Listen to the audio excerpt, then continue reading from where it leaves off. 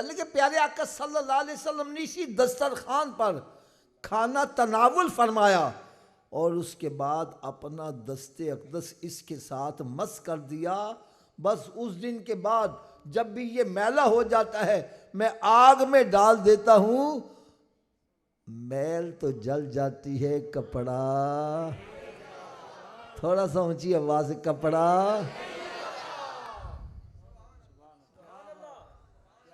اب حضرت صاحب میں ایک اشارہ کرنے لگا ہوں, پتہ نہیں کس کے دل پر چوٹ کر جائے. جس کپڑے کے ساتھ میرے آقا صلی اللہ علیہ وسلم کا دست اقدس تھوڑی دیر مس کر جائے اس کو آگ, تھوڑا سا اونچی آواز سے بولو یار, آگ. تو جس ماں کے شکم میں سرکار 9 ماہ تک جلوہ فروز رہے اس ماں کی شان کا عالم کیا ہوگا.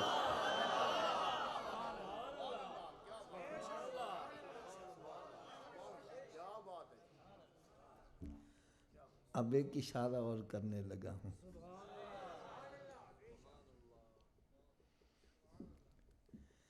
جس کپڑے کے ساتھ میرے آقا صلی اللہ علیہ وسلم کا دست اقدس تھوڑی دیر کے لیے مس کر جائے اس کو آگ نہیں جلاتی.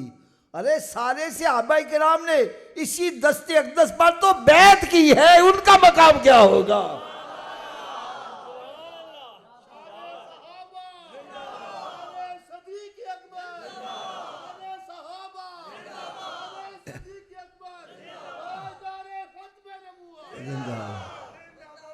اس لیے ہمارا عقیدہ ہر صحابی نبی, ہر صحابی نبی.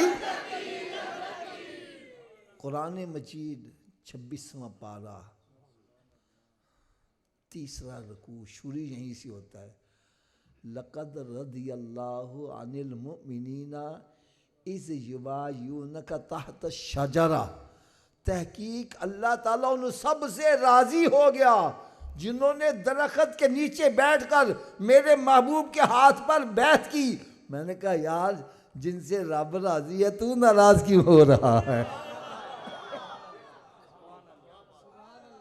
سب آیت غلط ہو, ترجمہ غلط ہو, حوالہ غلط ہو, میں مجرم. یار اگر آیت بھی صحیح ہو, ترجمہ بھی صحیح ہو, حوالہ بھی صحیح ہو, تو جو قرآن کی نہ مانے اس کا انجام کیا ہوگا. اسی سورہ فتح پہلا رکوع رب تعالیٰ نے ارشاد فرمایا ان الذین یبایعونک انما یبایعون اللہ, کہ جنہوں نے میرے محبوب کے ہاتھ پر بیعت کی ایسا ہے گویا انہوں نے خدا کے ہاتھ پر بیعت کی ہے. تو صحابہ کرام کو بھونک رہا ہے, شرم نہیں آ رہی. اپنی اوقات تو دیکھ کیا ہے تیری.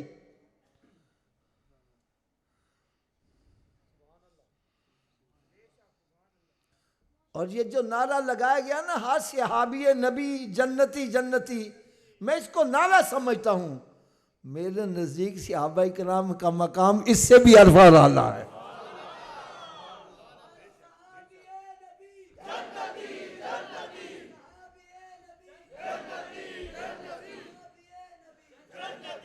حوالہ ہو سکے تو نوٹ کرو.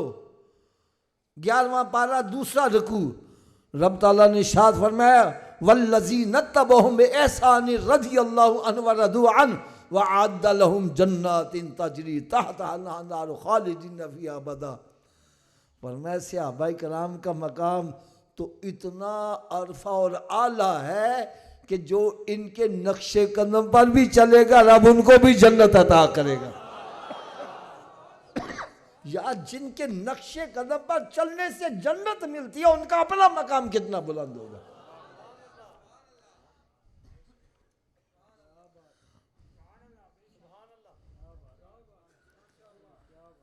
حضرت صاحب ایک بندے سے میں نے سوال کر دیا,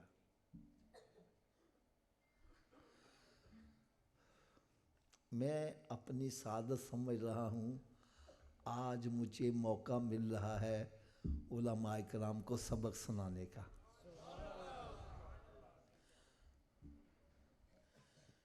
میں نے ایک بندے سے سوال کیا کہ یار تم گھوڑے کا بڑا ادب کرتے ہو، وجہ کیا ہے؟ مجھے کہنے کا حافظ صاحب آپ کو پتہ نہیں ہے میدان کربلا میں سرکار صلی اللہ علیہ وسلم کا نواسہ امام حسین رضی اللہ تعالیٰ عنہ گھوڑے پر سوار ہو کر گئے تھے۔ میں نے کہا یار میدان کربلا تو ریتلا علاقہ ہے اور ریتلے علاقے میں گھوڑا کام نہیں دے رہا، وہاں اونٹ کام دیتے ہیں۔ نہیں سمجھ لگی؟ میں کہ پھر بھی تو ضد کرتا نہیں جی گھوڑا ہے تو چلو گھوڑا ہی ہوگا۔ لیکن میرا سوال یہ ہے جو آج تمہارے پاس گھوڑا ہے اس پہ تو حسین کا بیٹھنا ثابت نہیں ہے، ایسا ہی ہے نا جی؟ جو آج گھوڑا ہے اس پہ تو حسین کا بیٹھنا ثابت نہیں، اس کا کیوں ادب کرتا ہے؟ کہنے لگا حافظ صاحب بات تو آپ کی صحیح ہے، اس پہ تو حسین کا بیٹھنا ثابت نہیں ہے، میں نے کہا اس کا ادب کیوں کرتے ہو؟ کہنے لگا جی اس کی نسل میں سے تو چلا آ رہا ہے اس لیے ہم اس کا ادب کرتے ہیں۔ میں نے کہا یار جس گھوڑے پر سرکار کا نواسہ بیٹھ جائے ارے اس کی نسل کا بھی ادب کرتے ہو، اور جن کے کندھوں پر ان کا نانا بیٹھا ہے صدیق کا ادب کیوں نہیں کرتے؟ خدا ذرا نا انصاف سے کام لیا کرو، انصاف سے کام لیا کرو۔ یہ ون وے ٹریفک صحیح نہیں ہے۔ علی علی کا ذکر ہو رہا ہے، صحابہ کرام کا ذکر نہیں ہے۔ بھائی ہم دونوں کو ماننے والے، میں تو نقیب محفل اور نعت خواں حضرات کی خدمت میں ہاتھ باندھ کر عرض کیا کرتا ہوں، خدا کے لیے ہم دونوں کو ماننے والے ہیں، محفل کا رنگ ایسا بنایا کرو کہ بیٹھنے والے کو پتہ چلے ہم وہاں بیٹھے ہیں جو دونوں کو ماننے والے ہیں۔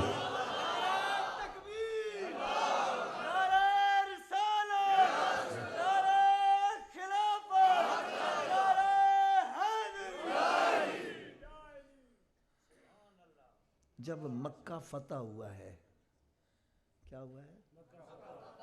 تھوڑا سا اونچی آواز سے بولو۔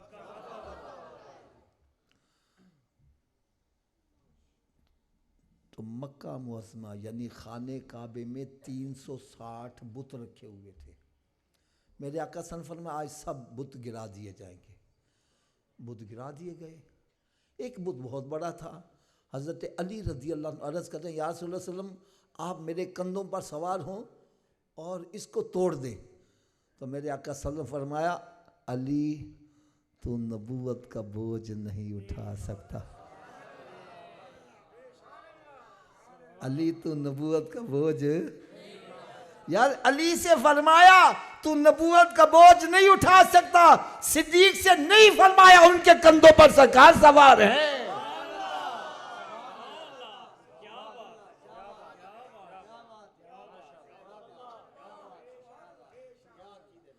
نہیں حافظ صاحب علی وہ ہے جس کو ہجرت کی رات سرکار نے اپنا بستر عطا کیا۔ میں نے کہا بھائی جس کو بستر ملا ہم اس کو بھی مانتے ہیں، اور جس کو بستر والا ملا ہم اس کو بھی مانتے ہیں۔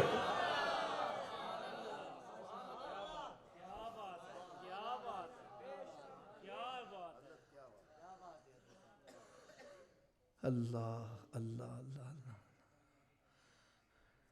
اچھا ایک سوال میں نے اور کر دیا، ایک سوال میں نے اور کر دیا۔ جو حضرات حج عمرہ کر کے آئے ہوئے ہیں ان کی آنکھوں کے سامنے وہ سارا منظر پھرنے لگا ہے، اور جو جا رہے ہیں وہ وہاں جا کر میری بات چیک کر لیجئے گا۔ کیوں جی؟ یہ میں ایسی بات کرنے لگا ہوں جو سامنے نظر آ رہی ہے، اس سے کوئی انکار۔ میں نے کہا یار ایک بندہ اگر میدان کربلا میں اس کو دفن ہونے کی سعادت مل جائے، ایسے بندے کے بارے میں تیرا کیا عقیدہ ہے؟ کندھا جی ہوتے سیدھا جنت ہے۔ کیا؟ اونچی بول دو یار۔ میں نے کہا یار اسی مقرر بنیا سان لوگ کہنے نے حوالہ دسو، اسی کی دساں گے یار، تو تھوڑا ہی نہ میں اطمینان دے دے۔ وہ جی آپ کو پتہ نہیں ہے میدان کربلا وہ میدان ہے جس کی مٹی کے اندر سرکار صلی اللہ علیہ وسلم کے نواسوں کا خون شامل ہے، اور جس مٹی میں سرکار کے نواسوں کا خون شامل ہو جائے وہ مٹی اتنی برکت والی ہے، اس میں دفن والا سیدھا جنتی ہے۔ میں نے کہا جس مٹی میں سرکار کے نواسوں کا خون شامل ہو اس میں دفن ہونے والا جنتی ہے، اور جہاں ان کے نانا تشریف فرما ہے ان کے پہلو میں لیٹنے والے کا مقام کیا ہے؟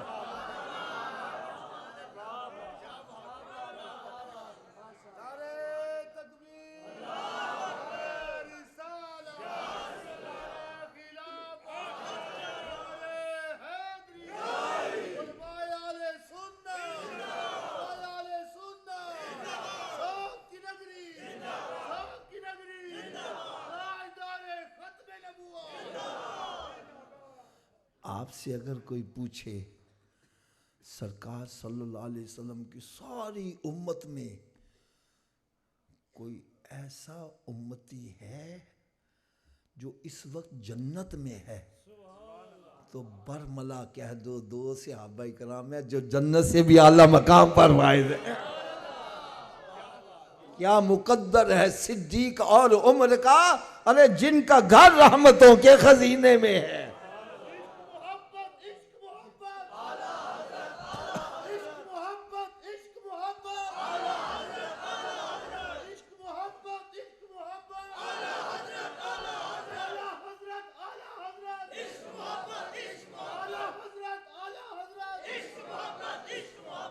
آپ کہیں گے حافظ صاحب آپ کے پاس کیا دلیل ہے؟ تو آؤ میں بھی دلیل بتلا دوں۔ میرے آقا صلی اللہ علیہ وسلم نے ارشاد فرمایا ماں بین بیتی و منبری روضۃ من ریاض الجنہ۔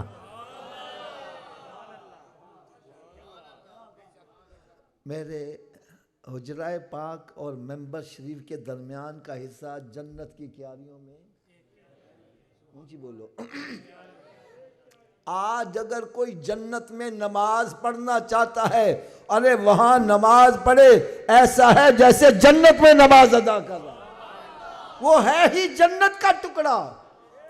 میں نے کہا جناب یہ جنت کا ٹکڑا کیسے بن گیا؟ کہنے لگے جی سرکار صلی اللہ علیہ وسلم فجر کی نماز پڑھانے کے لیے تشریف لا رہے ہیں، پھر واپس، پھر ظہر، پھر عصر، پھر مغرب، پھر عشاء، تو جس جگہ کو بار بار سرکار کی قدم بوسی کا شرف ملا وہ جنت کی کیاریوں میں کیاری بن گئی۔ میں نے کہا جس کو قدم بوسی کا شرف ملا وہ جنت کی کیاریوں میں کیاری بنی، اور جہاں سرکار خود جلوہ افروز ہے اس کا مقام کتنا بلند ہوگا۔